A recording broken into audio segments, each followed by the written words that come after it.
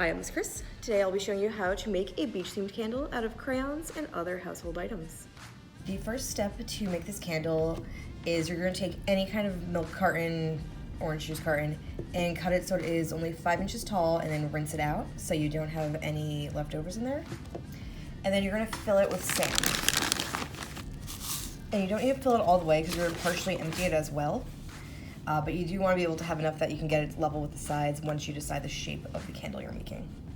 Next, you're going to add water. You want the sand damp, but not like liquid. So just a little bit at a time. And you want it wet all the way through. Next, we're going to make the shape of our candle. So we're going to press the sand up so it is level with the sides. You do want it to be all the way filled, but you're also going to be digging down to decide what shape. You can use an organic shape, or you can use something to kind of make the opposite of a sandcastle. You use it to make an impression. It's up to you. You don't want to dig all the way down and hit the bottom. You need about an inch of space because you do need to make the wick for your candle. So if your candle goes all the way to the bottom, you're not going to have a wick. You're going to kind of dig, scoop, move it around until you think your candle looks good. And it's the shape that you want, and the sides come all the way up.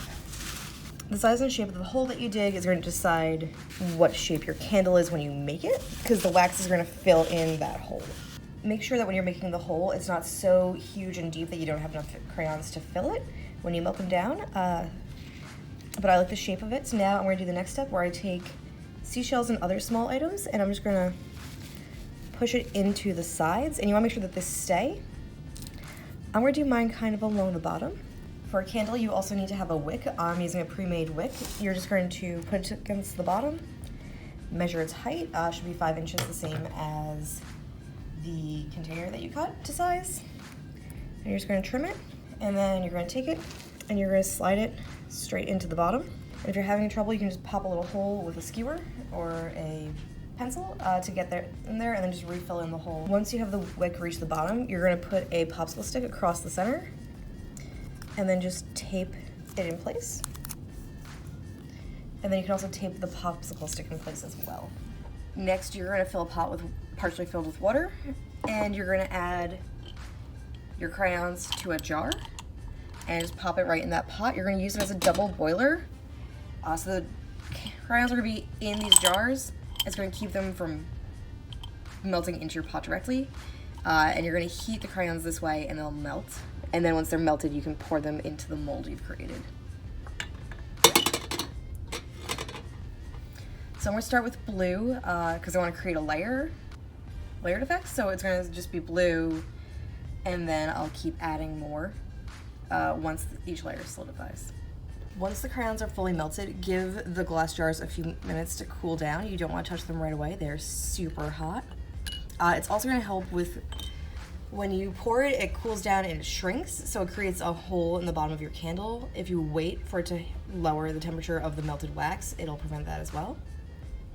So we're gonna come back in a few minutes. Now that the wax is cool enough to handle, I'm still gonna use an oven mitt because I don't want to touch hot glass directly. I'm gonna take the first color and pour it in.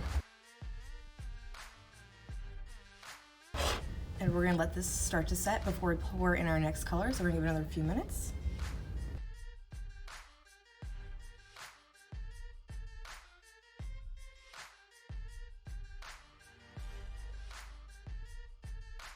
When the candle's almost fully poured, take off the popsicle stick so that way it's not stuck into the candle.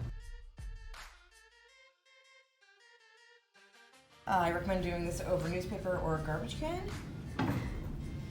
You're just going to wiggle your candle, and it should be solid and pull right out of it. You can throw out your sand and your carton since you're done with it, or reuse the sand for a different project. It is up to you. And now you're going to get a paintbrush and just brush everything off of it. So this happened because there was a gap between where the sand dollar actually was in the sand and the sand dollar itself. So some of the wax was able to get through it.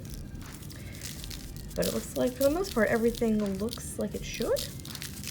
The sand's still a little wet, so I'm gonna let it dry for a bit longer. Once you trim your wick, you are all set to use your candle.